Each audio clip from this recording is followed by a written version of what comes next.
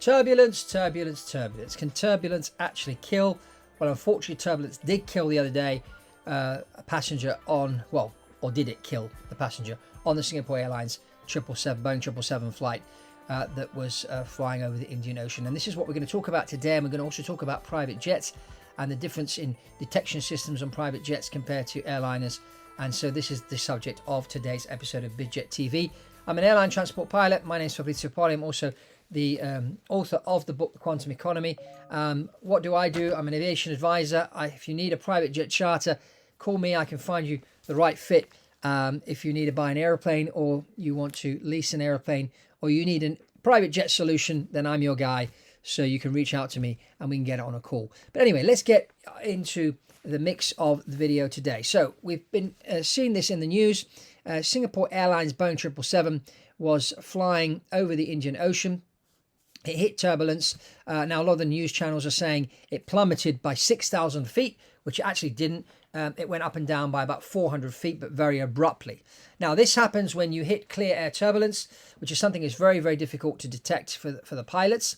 So passengers were obviously moving around the cabin, and one of the passengers got knocked about, and they then had a heart attack and then died. So it wasn't the turbulence that killed the passenger, it was the heart attack. And the heart attack probably happened because they got scared because of the turbulence. But obviously, you know, if they had a heart attacks just don't suddenly happen.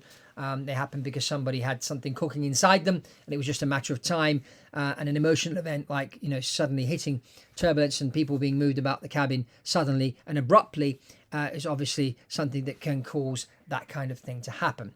So my advice, and I always say this to everybody, when you are on an airplane, whether it's a private jet or an airliner, you should always stay in your seats, buckled up. If you have to go to the toilet, get up, go, and come straight back. Don't linger around, standing up, talking to the person next to you. That's a really, really bad idea.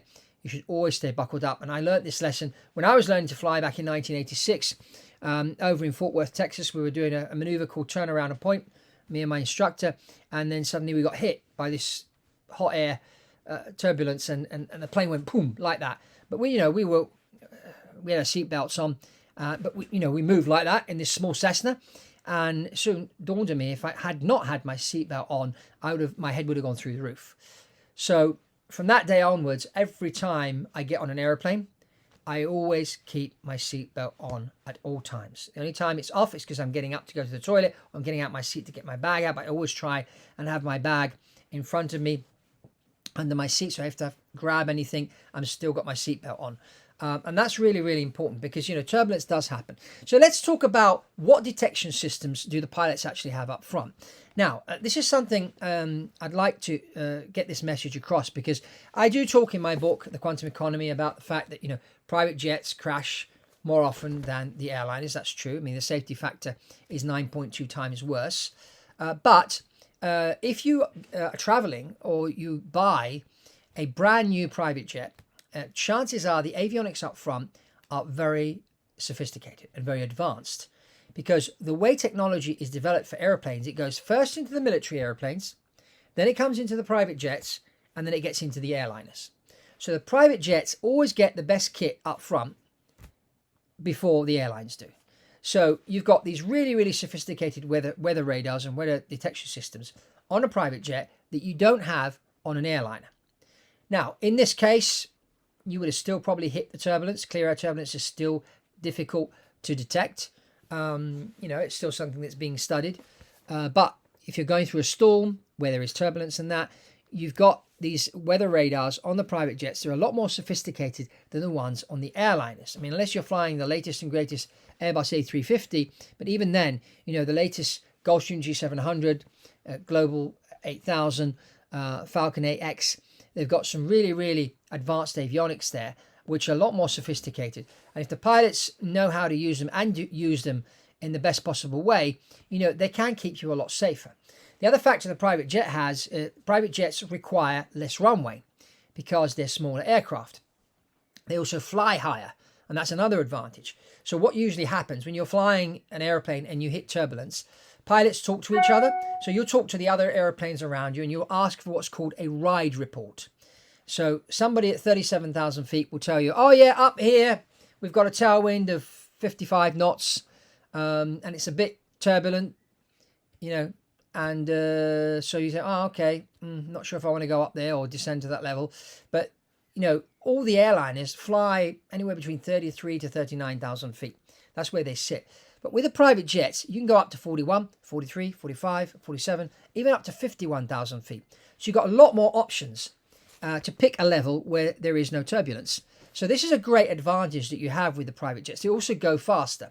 But, you know, staying away from weather, because you can go above most of the weather, that is a great advantage. And you've got these more modern avionics, and you require shorter runways. So those are kind of the advantages.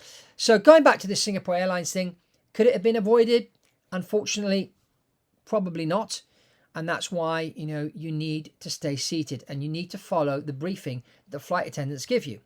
Now, the flight attendants are primarily on an aeroplane for safety reasons. And yes, they do serve you tea and coffee and your food. But that's just an extra thing that they do. All their training is all about safety. So it's important for you to follow that briefing, understand how the seatbelt thing works, understand where the emergency exits are in case you have to use them. Okay. It's very important to pay attention to that briefing. But anyway, so the moral of the story is when you are on an airplane, keep your seatbelt on at all times. And there are some private jet passengers who said, well, I'm not flying for an airline. And some private jets don't even have a flight attendant on them. And there's quite a famous person that does a lot of videos on YouTube, and he has his own private jet. And he has posted a number of times saying, oh, I can stand up during takeoff and landing on my own jet. I don't have to put my seatbelt on. That is a very, very bad idea because, you know, you could suddenly hit turbulence and you just don't know. And so at all times, even if you're on a private jet and you have no flight attendant telling you to buckle up your seatbelt, or the seatbelt sign is on or off or whatever it may be, always keep your seatbelt on. That's the best advice I can give you. So I hope you enjoyed this episode of BizJet TV. And if you did, I'm sure you'll enjoy this other one. Is private jet travel safe? Where I go more into detail about private jet safety and that. And if you do need a charter for your next flight, and that's the way you're going to get your feet wet with private jet travel, ping me an email, we'll get on a call, and I'll see what I can find for you. I also arrange leasing on private jets and also act as a buyer for people that want to buy a private jet. So that's all from Fabrizio here on BizJet TV, and I'll see you on the next one.